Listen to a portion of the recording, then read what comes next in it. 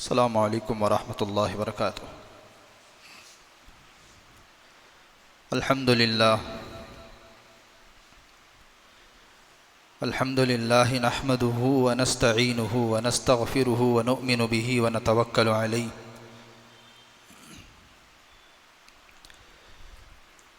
ونعوذ باللہ من شرور انفسنا ومن سیئات اعمالنا من يهده الله فلا مضل له ومن يضلله فلا هادي له ونشهد أن لا إله إلا الله وحده لا شريك له ونشهد أن سيدنا وسندنا ومولانا محمدا عبده ورسوله وصلى الله تبارك وتعالى عليه وسلم تسليما كثيرا كثيرا أما بعد فأعوذ بالله من الشيطان الرجيم بسم الله الرحمن الرحيم الف لام ميم ذلك الكتاب لا ريب فيه هدى للمتقين الذين يؤمنون بالغيب ويقيمون الصلاة ومما رزقناهم ينفقون والذين يؤمنون بما أنزل إليك وما أنزل من قبلك وبالآخرة هم يوقنون أولئك على هدى من ربهم وأولئك هم المفلحون صدق الله العظيم۔ ہر قسم کی تمام تعریفیں سزاوار ہوں اس خالق کائنات پر جو تمام جہانوں کا پالنہار ہے۔ درود و سلام ہو ذات قدسی والشیم صاحب الجود والکرم تاجدار حرم نبی اکرم صلی اللہ علیہ وسلم پر اور آپ کی آل اور اولاد پر، تمام صحابہ پر، تابعین پر، تبع تابعین پر، متبعین پر، تمام اولیاء اللہ پر، اسی طریقے سے یہ سلسلہ چلتا رہے قیامت تک کے آنے والے تمام مسلمانوں پر۔ میرے محترم عزیز دوستوں، بزرگوں اور نوجوان ساتھیوں، خطبے میں جو آیتیں آپ حضرات کے سامنے پڑھی گئی سورہ بقرہ کی ابتدائی آیات ہیں۔ سورہ بقرہ یہ وہ سورت ہے جس کی ہر آیت کے ساتھ اس کے جلو میں، اس کے اعزاز میں، اس کے شرف میں 80 فرشتے آسمان سے زمین پر نازل ہوتے تھے۔ علماء نے لکھا ہے کہ اللہ نے اس کے اندر 1000 حکمتیں، واقعات، مسائل، بہت سارا علم کا خزانہ سورہ بقرہ کے اندر اللہ نے رکھا ہے۔ حضرت عمر رضی اللہ عنہ نے یہی وجہ ہے جب سورہ بقرہ کو حفظ کیا تھا تو 12 سال اس کے پیچھے لگائے تھے۔ ایسا نہیں تھا کہ قوت حافظہ کمزور تھا۔ خیر القرون کے دور میں قرآن مجید کو جو حفظ کیا جاتا تھا، سورہ فاتحہ اگر کوئی حفظ کیا ہے تو سورہ فاتحہ کے ساتھ اس کے معانی، اس کے احادیث، اس کے مسائل، ہر چیز یاد کیے جاتے تھے۔ سورہ بقرہ اگر یاد کیا جا رہا ہے تو اس کا مطلب اور اس کے مسائل، اس کے نکات، اس کی تفسیر، اس کے واقعات، پورا علم جو اس صورت کے اندر اللہ نے بیان کیا ہے، ان ساری چیزوں کو یاد کیا جاتا تھا۔ اور عبداللہ ابن عمر رضی اللہ عنہ جو حضرت عمر رضی اللہ عنہ کے صاحبزادے ہیں، 8 سال میں جا کر انہوں نے سورہ بقرہ کو حفظ یاد کیا تھا۔ ہمارے یہاں بچپن میں ایک طالب علم قرآن حفظ یاد کر لیتا ہے، لیکن چونکہ ہم عجمی ہیں، ہماری زبان عربی نہیں ہے، تو ہم اس کے مسائل سے، اس کے ترجمے سے، اس کی تفسیر سے واقف نہیں ہوتے ہیں۔ بعد میں چل کر کے عالمیت جب کوئی پڑھتا ہے تو پھر اس کا ترجمہ، اس کی تفسیر، اصول، ضوابط، مسائل، یہ ساری چیزیں جو ہے پڑھائی جاتی ہیں۔ بہرحال نماز میں سورہ فاتحہ میں بندے نے اللہ سے ہدایت طلب کی، وَلَضَّالِّينَ کے بعد پھر آمین کہا، تو اللہ نے ہدایت کے بدلے دعا جو کی تھی اس نے قرآن شریف کی شکل میں جو ہے پھر وہ کوئی مضمون جو ہے نماز میں پڑھتا ہے۔ سورہ بقرہ کی ابتدائی آیات الف لام میم، اس کے معنی اللہ ہی بہتر جانتے ہیں۔ ذالک الکتاب لا ریب فیہ، یہ وہ کتاب ہے جس میں کوئی شک و شبہ کی گنجائش نہیں ہے۔ ہدن للمتقین، یہ کتاب قرآن ہدایت ہے متقیوں کے لیے۔ اب متقی سے کون مراد ہیں؟ استاد الاساتذہ حضرت مولانا مفتی سعید صاحب پالن پوری نور اللہ مرقدہ نے کیا ہے مڈل کلاس کا مسلمان۔ ایک مڈل کلاس کے مسلمان کے لیے بھی اللہ نے ہدایت قرآن مجید کے اندر رکھی ہے۔ اچھا، اس مڈل کلاس کے مسلمان کی صفات کیا ہیں؟ الذین یؤمنون بالغیب۔ ایک مڈل کلاس کا مسلمان بھی وہ غیب پر ایمان رکھتا ہے۔ ہم نے نہ جنت دیکھی ہے، نہ جہنم دیکھی ہے، نہ ہم نے خدا کو دیکھا ہے، اور قبر میں جانے کے بعد انسان کے اوپر جو حالات پیش آتے ہیں، فرشتے ہیں، یہ ساری چیزوں کو ہم نے دیکھا نہیں ہے، لیکن نبی کریم صلی اللہ علیہ وسلم نے اپنی زبان مبارک سے ارشاد فرمایا تو ہم نے آمنا اور صدقنا کہا کہ ہم اس کو مانتے ہیں۔ وَيُقِيمُونَ الصَّلَاةَ، ایک مڈل کلاس مسلمان کی صفت یہ ہے کہ وہ نماز کو قائم کرتا ہے۔ اب علماء نے نماز کو قائم کرنے کے معنی لکھے کہ نماز کا اہتمام کرتا ہے۔ آج اسی پر جو ہے ہمیں گفتگو کرنا ہے۔ مسلمانوں کا ایک بہت بڑا طبقہ تو ایسا ہے کہ نماز سے ان کو کوئی چیز لینا دینا ہی نہیں ہے۔ لوگ جو ہے حج کے سفر پر جاتے ہیں، عمرے کے سفر پر جاتے ہیں، تو کئی چیزیں ایسی سامنے آتی ہیں کہ بیچاروں کو اتنی چھوٹی چیز بھی نہیں معلوم ہے۔ نماز بہت بڑا طبقہ مسلمانوں کا، اذان تو 5 وقت کی ان کے کانوں میں جاتی ہے آواز، لیکن ان کے قدم مسجد کے لیے اٹھتے نہیں ہیں۔ جن کے قدم مسجد کے لیے اٹھتے ہیں پھر ان کی کیا حالات ہیں، پھر ان کی کیا کیفیت ہے، پھر وہ آگے انشاءاللہ بیان کی جائیں گی۔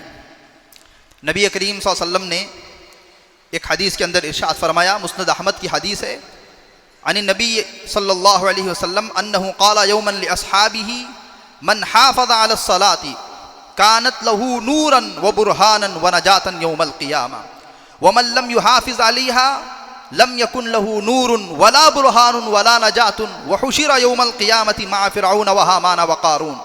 فرمایا جس شخص نے دنیا میں نمازوں کی حفاظت کی، نمازوں کا اہتمام کیا، قیامت کے دن اس کے سامنے ایک نور ہوگا، اس کے لیے حجت ہوگی، اس کے لیے شفاعت ہوگی، اور قیامت کے دن اس کے لیے نجات ہوگی۔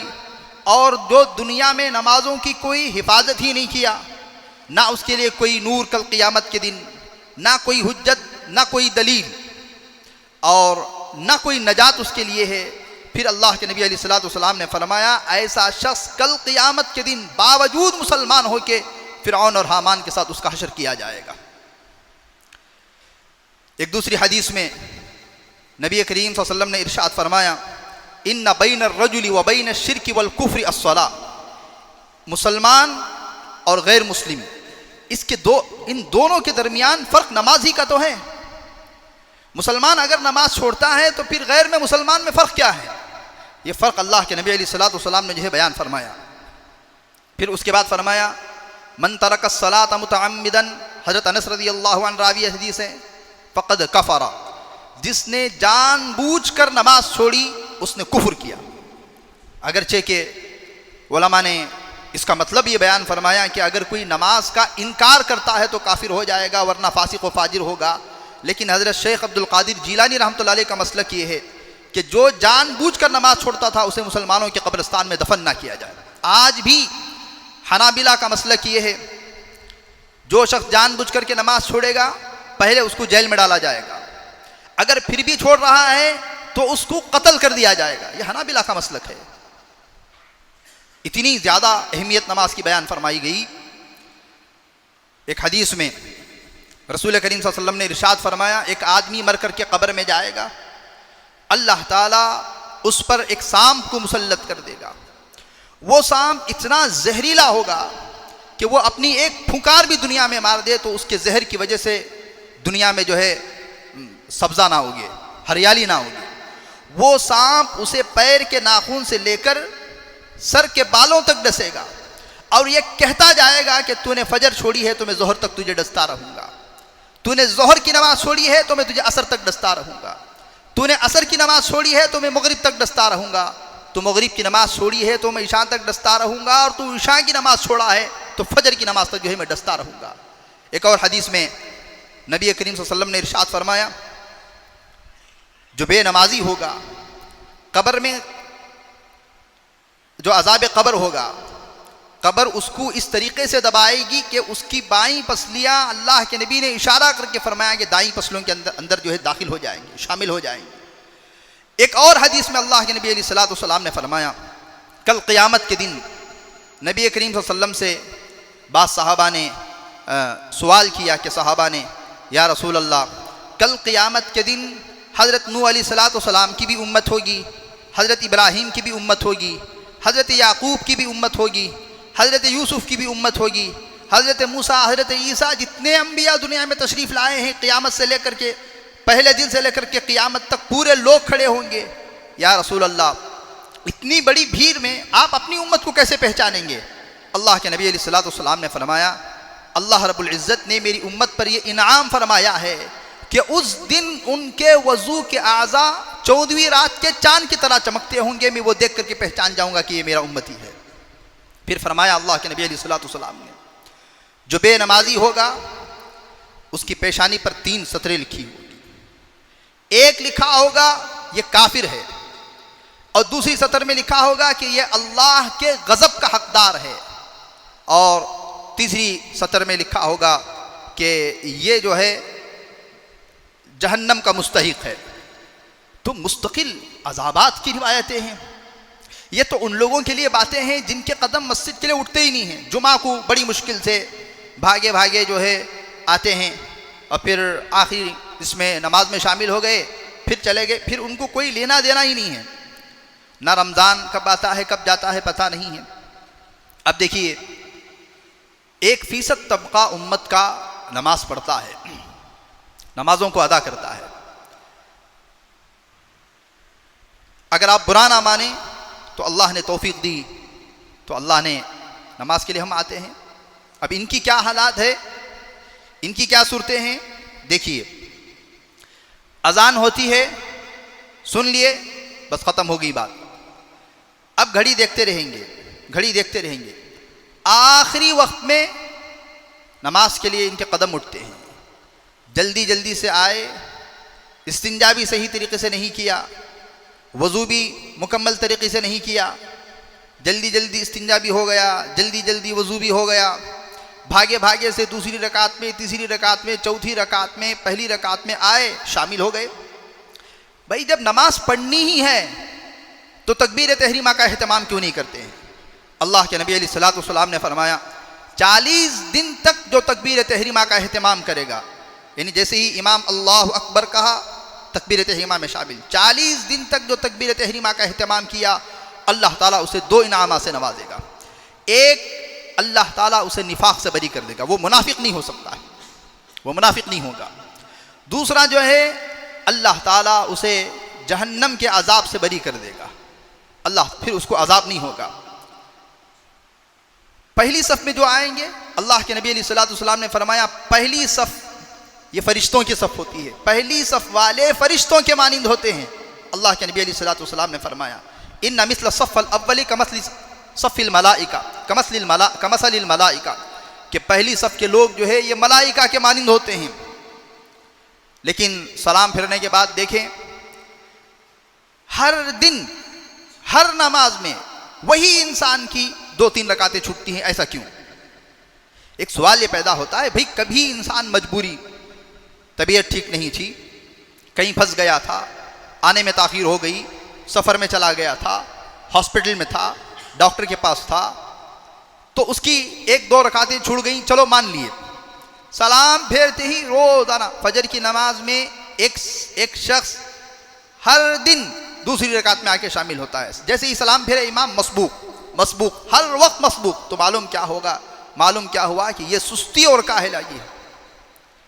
اور ایسی سستی کاہلائی کی نماز جو ہے انسان کے، اگرچہ کہ آپ مفتیوں سے پوچھیں گے تو نماز تو ادا ہو جائے گی، لیکن اس کے اندر کا خشوع، اس کے اندر کا خضوع، نماز سے جو چیز حاصل ہونی ہے وہ بالکل حاصل نہیں ہوتی ہے. اچھا آ کر کے شامل ہو گئے. شامل ہونے کے بعد، سلام پھیرنے کے بعد اگر لوگوں سے پوچھا جائے کہ پہلی رکعت میں کون سی صورتیں پڑھی گئی تھی، دوسری رکعت میں کون سی صورتیں پڑھی گئی، اگرچہ کہ امام وہ صورتیں پڑھے جو مقتدیوں کو یاد ہوتی ہیں، مغرب کی نماز میں چھوٹی چھوٹی صورتیں ہیں، لیکن بتا نہیں پائیں گے. پتہ ہی نہیں چلا کہ 3 رکعت کیسے ہو گئے، پتہ ہی نہیں چلا کہ 4 رکعت کیسے ہو گئے. یہ ہماری نمازوں کی حالت ہے. حضرت رشید احمد گنگوئی رحمۃ اللہ علیہ دارالعلوم دیوبند میں نہیں کسی اور مدرسے میں دستار بندی کے موقع پر حضرت بلائے گئے تھے. دستار بندی کا موقع تھا، طلبہ کو سندیں تقسیم کر رہے تھے. عصر کی اذان ہو گئی تو اس کے بعد حضرت جا کر وضو بنا کر جب آئے ہیں تو امام نے رکعت باندھ لی تھی، ایک رکعت بھی چھوٹی نہیں ہے. نماز کے بعد حضرت کو دیکھا گیا کہ حضرت رو رہے ہیں اسٹیج پر، اور جلسے میں حضرت کا ایک دم طبیعت ہی بجھی ہوئی ہے، دل میں ناراضگی ہے، جیسے کوئی غم، کسی کا انتقال ہو گیا ہو، کچھ ہو گیا ہو. علماء نے پوچھا کہ حضرت آپ کے چہرے پر اتنا غم کیوں ہے؟ حضرت نے فرمایا آج 22 سال کے بعد میری تکبیر تحریمہ چھوٹ گئی. لوگ اس طریقے سے اہتمام کیا کرتے تھے. مسجد میں آنا، جماعت کے ساتھ نماز پڑھنا، پہلی صف میں رہنا، اس کی کتنی اہمیت ہے. عبداللہ ابن ام مکتوم رضی اللہ عنہ تشریف لائے. فرمایا یا رسول اللہ صلی اللہ علیہ وسلم، میں نابینا ہوں، میرا گھر مسجد نبوی سے تھوڑی دوری پر ہے، کوئی مجھے لانے والا ساتھی بھی نہیں ہے، ہاتھ پکڑ کے لانے والا بھی کوئی ساتھی نہیں ہے. کیا میں نماز گھر ہی میں ادا کر سکتا ہوں؟ میں گھر میں ہی نماز پڑھ لوں؟ تو ان کے عذر کو دیکھتے ہوئے حضور پاک صلی اللہ علیہ وسلم نے فرمایا کہ جی ہاں، آپ گھر میں ہی نماز پڑھ لیجیے. جب وہ اٹھ کر کے جا رہے تھے، دروازے تک آپ گئے تھے، فرمایا یبنی، اے بیٹا ادھر آؤ، کیا تمہارے کانوں تک اذان کی آواز آتی ہے؟ فرمایا یا رسول اللہ تو آتی ہے. اگر آتی ہے تو آپ کو نماز مسجد کے اندر آ کر پڑھنی ہے، گھر میں نہیں پڑھنا. ذرا سے بہانے پر آج کل تو لوگ یہ بھی مسئلہ پوچھتے ہیں کہ حضرت مسجد کو بالکل لکوج گھر ہے، سو اندر سے رکعت بن لی چلتا کہ کمرے سے رسول کریم صلی اللہ علیہ وسلم کا گھر کہاں تھا سب کو معلوم ہے نا، مسجد نبوی میں. پردہ ہٹے تو مسجد نبوی، بینہ ممبری و میرے حجرے اور ممبر کے درمیان کی کتنی جگہ ہے. اللہ کے نبی علیہ الصلوۃ والسلام کا جو روضہ ہے وہاں سے لے کر کے جو مسجد نبوی ہے کتنا فاصلہ ہے. لیکن کبھی یہ بات نہیں ملتی. بعض صحابہ کے بھی وہیں گھر تھے، مسجد نبوی کو بالکل لگے ہوئے گھر تھے. کسی صحابی کے بارے میں یہ بات نہیں آتا کہ بھی مسجد نبوی کے اندر نماز ہو رہی ہے، آواز کانوں میں آتی ہے، ہم اندر ہی رکعت باندھ لیں گے. لوگ مسئلے پوچھتے ہیں. تو بہرحال میں یہ عرض کر رہا تھا، 50 سال سے 30-40 سال سے 25 سال سے نمازوں کے پابند ہیں، لیکن وہ نماز کا جو حق ہے وہ حق نہیں ادا ہو رہا ہے. نمازوں کے پابند تو ہیں لیکن وہ نماز ان کو کچھ بھی نہیں دلا رہی ہے، اس نماز سے ان کو کوئی فائدہ نہیں حاصل ہو رہا ہے. تو اگر نماز پڑھنا ہی ہے تو 5-10 منٹ پہلے ذرا اطمینان سے آ کر کے نماز کے انتظار میں جو بیٹھے گا وہ نماز کے اندر ہی شامل ہے، گویا کہ اللہ تعالیٰ اس کو اتنا ثواب دے گا. آ گئے، سنت پڑھنے کے بعد نماز کے انتظار میں بیٹھا ہوا ہے ایک شخص، اگرچہ کہ خاموش بیٹھا ہوا ہے، جتنی دیر نماز کے انتظار میں بیٹھا ہے اسے نماز ہی پڑھنے کا ثواب ملتا رہے گا، وہ نماز کے اندر گویا کہ اندر داخل ہے. تو بعض حضرات صف بنا لیے. اب کتنی بار کہا جائے، اگر تصویر دیکھیں آپ کھڑے ہو کر کے لوگوں کے حالات پر، کندھے سے کندھے ملے ہوئے نہیں ہیں، دور دور کھڑے ہوئے ہیں، نہ کھڑنے کی ترتیب ہے، اور کوئی کسی کا قدم آگے ہے، کسی کا قدم پیچھے ہے، اور کوئی نماز میں بار بار منہ کھول رہا ہے، کسی کو کھڑنے کی ترتیب ہی نہیں معلوم ہے. اور نہ دل کے اندر جو ہے ایک کیفیت ہے جو اللہ کے سامنے کھڑے ہونے کی حالت ہے۔ فرمایا اللہ کے نبی علیہ الصلوۃ والسلام نے اذا قام العبد فی الصلاۃ فتحت له ابواب السماء، جب بندہ جو ہے نماز میں کھڑے ہوتا ہے تو سارے آسمان کے دروازے اس کے لیے کھول دیے جاتے ہیں۔ اللہ کے اس کے درمیان جتنے حجابات ہوتے ہیں وہ سارے حجابات ہٹا دیے جاتے ہیں۔ بندہ سیدھے براہ راست اللہ کے سامنے کھڑا ہوا ہے اور اللہ سے باتیں کر رہا ہے۔ اسی وجہ سے تو وہ حدیث ہے الصلاۃ معراج المؤمن، نماز جو ہے یہ ایمان والے کی معراج ہے۔ نبی کریم صلی اللہ علیہ وسلم کو اللہ نے معراج پر بلایا تھا، بلا کر کے نماز کا تحفہ دیا، لیکن بندہ جب نماز میں کھڑتا ہے تو گویا کہ وہ اللہ سے باتیں کر رہا ہے۔ اب باتیں کر رہا ہے تو پہلی رکعت سے لے کر کے آخری رکعت تک پھر یہ موبائل فون کی مصیبت ہے۔ کتنی مرتبہ سلام پھیرنے کے بعد جو ہے تنبیہ کی گئی، نماز کے اس 10-15 منٹ کے درمیان جب انسان نماز کے اندر رہتا ہے تو فون میں بات نہیں کر سکتا ہے، تو پھر اسے آن رکھنے کی ضرورت کیا ہے؟ دنیا کے جھمیلے، باہر کی مصیبتوں سے ہٹ کر کے بندہ 10 منٹ کے لیے اللہ سے سکون حاصل کرنے کے لیے آتا ہے۔ وہ 10 منٹ میں بھی اطمینان سے اگر نماز نہ ہو سکے، پہلی رکعت میں ابھی سورہ فاتحہ ختم نہیں ہوا، اس کے میسج کا جو ہے اسے ایس ایم ایس آتا ہے، پھر کوئی سورہ پڑھ رہے ہیں پھر دوسرے کا میسج آتا ہے، پھر سورہ ختم کر رہے ہیں پھر تیسرے کا میسج آتا ہے، پھر رکوع میں ہیں پھر کسی کا میسج آتا ہے، کسی کی رنگ بجتی ہے۔ پہلی رکعت سے لے کر کے آخری رکعت تک یہی سلسلہ ہے۔ ابھی دیکھیے 2-4 دن پہلے کی بات ہے، نماز میں کھڑے ہوئے ہیں، وہ پے ٹی ایم کی آواز آ رہی ہے کہ اتنے پیسے پے ہو گئے، اتنے پیسے پے ہو گئے، اتنے پیسے پے ہو گئے، وہ یہاں تک سنے آ رہا ہے۔ پھر نماز میں بھی خیال رکھنا ہے کہ کوئی کسٹمر آیا ہے نہیں آیا ہے، کوئی گاہک آیا نہیں آیا، یا پے کیا نہیں کیا، کتنا پے کیا۔ اللہ کی پناہ، اس طریقے سے بھلا نماز پڑھی جاتی ہے۔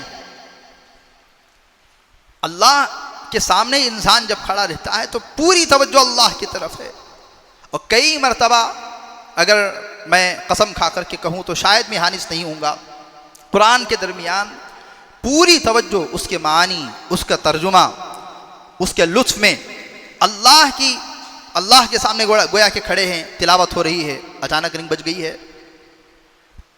اچھا، جب فون کی رنگ بجتی ہے تو پیچھے والے صاحب جس کے فون کی رنگ بج رہی ہے وہ خشوع خضوع میں رہتے ہیں، اب وہ فون کو ہاتھ نہیں لگائیں گے، وہ رنگ ٹون آف نہیں کریں گے، وہ اپنی نماز کا جو سکون ہے وہ برباد نہیں کریں گے، اگرچہ کہ پورے لوگوں کی نماز برباد ہو جائے لیکن ان کی نماز برباد نہیں ہوگی، وہ کھڑے ہوئے ہوں گے اطمینان سے۔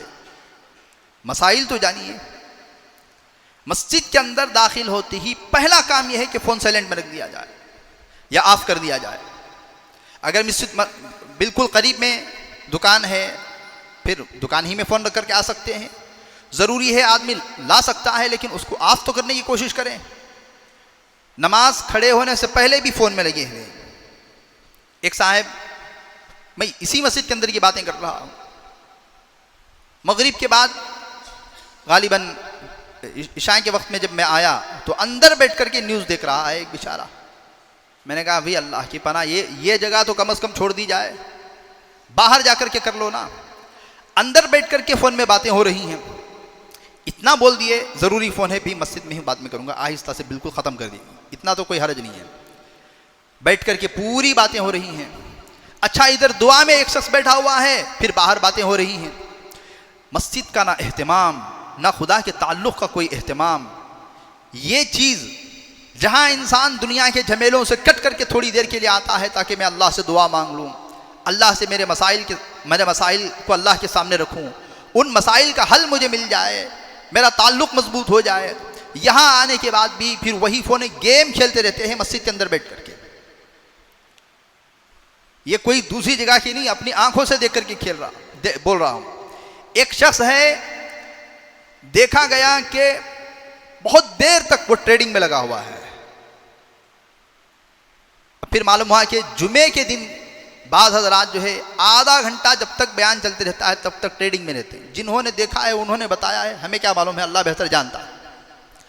تو یہ مسجدیں بھی اگر ان حالات میں آ جائیں گی، ان کیفیات میں آ جائیں گی تو پھر کیا ہوگا؟ اس وجہ سے نماز کا اہتمام، اللہ کے نبی علیہ الصلوۃ والسلام نے فرمایا، یا رسول اللہ سورج گہن ہو جائے تو کیا کریں؟ کہا الصلاۃ، نماز پڑھو. چاند گرہن ہو جائے الصلاۃ، نماز پڑھو. کوئی مصیبت آ جائے الصلاۃ، نماز پڑھو. اولاد ہو جائے، کوئی خوشی مل جائے الصلاۃ، نماز پڑھو. خوشی میں، غم میں، مصیبت میں، پریشانیوں میں کوئی ستا دیا، کوئی پریشان کر دیا، الصلاۃ الصلاۃ الصلاۃ، نماز نماز نماز. اتنا زیادہ اہتمام نماز کا کیا گیا. لوگوں میں پچھلے دور میں بڑے بڑے بادشاہ بھی جو ہے نمازوں کا بڑا اہتمام کرتے تھے. آج آدمی جو ہے 4 پیسے کما لے گا نا، وقت ہی ملتا نہیں حضرت. میں کوشش کرتا ہوں کیا اللہ کی مرضی ہے کہ نماز کے نمبر کسٹمر آتا حضرت. اللہ کی مرضی نہیں ہے، وہ شیطان کی طرف سے آزمائش ہے. بولتا بھی اللہ کے اوپر ڈال کر کے. عجیب اللہ کی مرضی ہے حضرت. نماز کے نمبر کسٹمر آتا ہے. نماز کے نمبر کیا آئے گا؟ حد تو یہ ہو گئی، سفر میں ہیں نماز چھوٹ گئی، شادی بیاہ میں ہیں نماز چھوٹ گئی، کلینک کو گئے نماز چھوٹ گئی. نماز کے بارے میں، کسی اور عبادت کے بارے میں اتنا اہم مسئلہ نہیں ہے. نماز کھڑے ہو کر کے نہیں پڑھ سکتے، بیٹھ کر کے پڑھیں. بیٹھ کر کے نہیں پڑھ سکتے، لیٹ کر کے پڑھیں. لیٹ کر کے بھی نہیں پڑھ سکتے تو اشارے سے پڑھیں. یہ نماز ہی کے بارے میں ہے. جنگ میں کھڑے ہوئے ہیں، گھوڑوں پر بیٹھے ہوئے ہیں، تو پھر اسی وقت میں نماز کا کیا طریقہ ہے؟ صلاۃ الخوف جسے کہتے ہیں، وہ بھی شریعت نے مسائل بتائی کہ 2 رکعت آدھی جماعت نماز پڑھے گی، پھر آدھی رکعت کے بعد اٹھ کر کے چلی جائے گی، پھر وہ آدھی جو جماعت ہوگی پھر وہ 2 رکعت نماز پڑھے گی، پھر وہ چلے جائے گی تو پھر پہلی جماعت آئے گی، پھر وہ بقیہ نماز کو مکمل کرے گی. جنگ میں بھی یہ نہیں کہا گیا کہ آپ جو ہے، جنگ کا مسئلہ ہے، اسلام خطرے میں پڑ سکتا ہے، ایمان خطرے میں پڑ سکتا ہے، رات میں ایک ساتھ مکمل نمازیں ادا کر لی جائیں.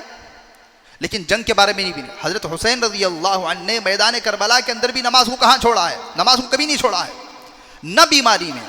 کئی صحابہ ایسے ہیں کہ جن کو کہا گیا، حضرت عبداللہ ابن عباس رضی اللہ عنہ کے بارے میں آتا ہے کہ ایک حکیم نے کہا آخری عمر میں کہ آپ کی آنکھ کا آپریشن کیا جائے گا، بس ایک ہفتہ 10 دن کے لیے جو ہے آپ بیٹھے بیٹھے نماز پڑھیں گے اشارے سے.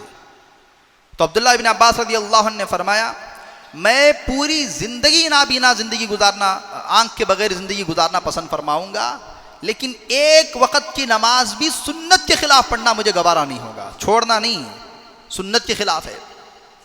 آج تو ہمیں نماز میں سنتیں کیا ہے وہ بھی نہیں معلوم ہے. کتنی سنتیں ہیں نماز میں؟ ابھی ہمیں کہنے کی ضرورت نہیں ہے، دل پر ہاتھ رکھ کر کے ٹٹولیں. 10 سنتیں معلوم ہیں، 5 معلوم ہیں نماز کی سنتیں، 15 معلوم ہے، 20 معلوم ہے، 51 سنتیں ہیں نماز کی، 50 کے اوپر سنتیں ہیں نماز کی، لیکن کوئی نماز کی سنتیں نہیں معلوم ہیں. پڑھا رہے ہیں، لوگوں میں کوئی اہتمام نہیں ہے. ذرا سی کہیں سفر، چھوٹا سفر، نماز چھوڑ دیے. کوئی خریدنے گئے ہیں، بازار کو گئے ہیں، نماز چھوڑ دیے.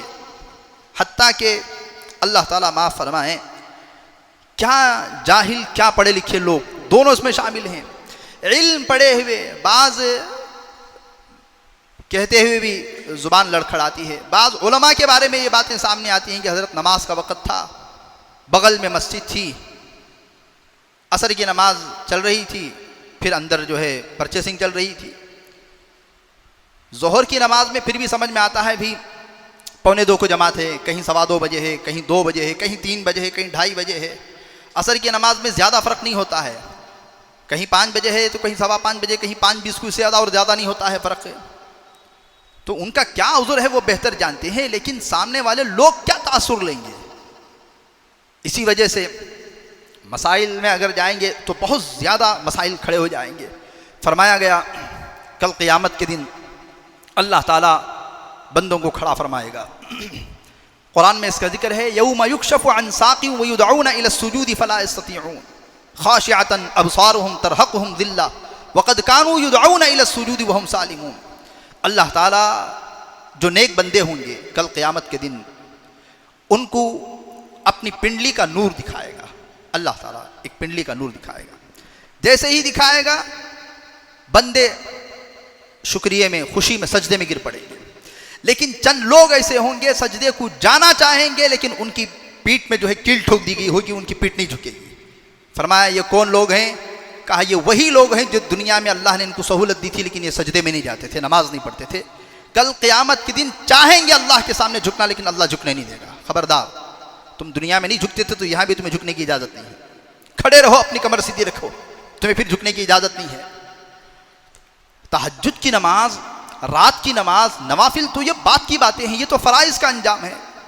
حالانکہ علماء نے سبحان الذی اسری بعبدہ لیلا من المسجد الحرام الی المسجد الاقصی، اللہ کے نبی علیہ الصلوۃ والسلام جو معراج پر تشریف لے گئے ہیں وہ رات میں لے گئے ہیں نا، سبحان الذی اسری بعبدہ لیلا، رات میں۔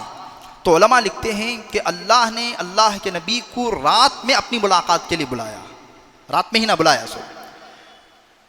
تو اس سے معلوم یہ ہوتا ہے کہ اللہ کو اگر پانا ہے تو رات میں جلدی سفر طے کیا جا سکتا ہے، بنگلور کا نہیں، چنئی کا نہیں، اللہ کو پانے کا سفر۔ رات میں اللہ بندے کو جلدی ملتا ہے، اللہ سے باتیں ہو سکتی ہیں، اللہ سے ملاقات ہو سکتا ہے، لیکن رات میں وہ راتوں کی نماز تہجد کا تو بہت، رات 1:30 بج رہے ہیں، سونے میں 2 بج رہے ہیں، یہ موبائل جو ہے ہٹاتے ہٹاتے، ریلز ہٹاتے ہٹاتے تھے، پھر فجر کہاں اٹھیں گے؟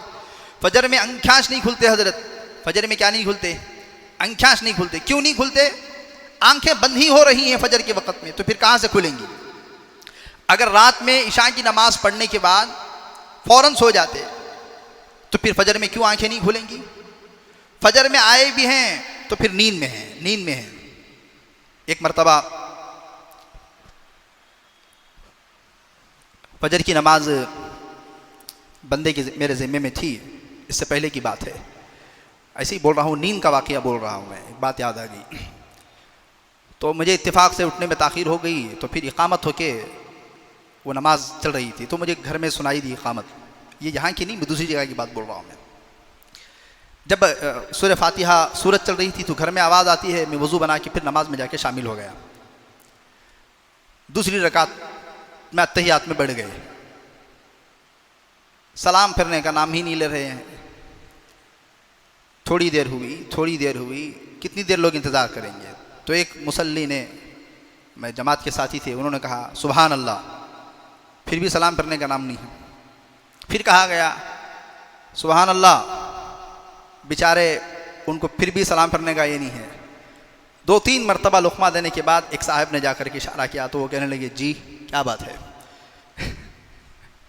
کیا نماز دوبارہ پڑھائیے۔ تو رات میں اگر لیٹ سوئیں گے، تاخیر سے سوئیں گے، تو پھر فجر میں یہی حال ہوگا کہ کتنی رکعتیں ادا کی گئی، کون سی نماز۔ یہ تو واقعہ مجھے یاد رہ گیا، اللہ کی بنا نیند ایسے بھی ہوتی ہے۔ جب ان کو اشارہ کیا گیا وہ کہنے لگے کیا بات ہے؟ کہنے لگے کچھ بھی نہیں، آپ نماز میں تھے، آپ اتحیات میں، تو آپ بھول گئے تھے تھوڑی دیر کے لیے۔ تو بہرحال تو یہ ساری چیزیں ہیں۔ امام نووی رحمۃ اللہ نے لکھا ہے، میں اپنی بات کو ختم کر رہا ہوں، اذان سے پہلے مسجد کے اندر آنا یہ اللہ سے رابطے کی علامت ہے، تعلق، بڑے ان سے بہت رابطہ ہے، بھی تعلق ہے۔ اذان کے بعد آنا یہ ضابطے کی بات ہے، اصول کی بات ہے، لیکن جماعت کھڑی ہونے کے بعد آنا یہ ظالم ہونے کی علامت ہے۔ یہ میری بات نہیں، امام نووی رحمۃ اللہ علیہ کی۔ تو بہرحال اور بھی مسائل ہیں، اور بھی بہت ساری چیزیں ہیں، بس درخواست یہ ہے کہ اگر نماز پڑھنی ہے تو دکان سے تھوڑا جلدی نکلنے کی فکر کریں۔ ایک تو نمازوں کا اہتمام کرنا ہے، اور دوسرا جو ہے اپنی جگہ سے جلدی نکلنا ہے، اطمینان کے ساتھ وضو کر کے پہلی صف میں تکبیر تحریمہ کے ساتھ نماز پڑھنے کی کوشش کریں گے۔ کئی مرتبہ ایسا ہوتا ہے ہماری اس مسجد میں، عصر کی نماز میں، مغرب میں، عشاء میں، جب جماعت کھڑتی ہے تو 3-4 لوگ رہتے ہیں، میں سوچتا ہوں کہ چھٹی کٹی ہے آج یا کیا مسئلہ ہے، پھر نماز کے ختم پر پورے لوگ رہتے ہیں۔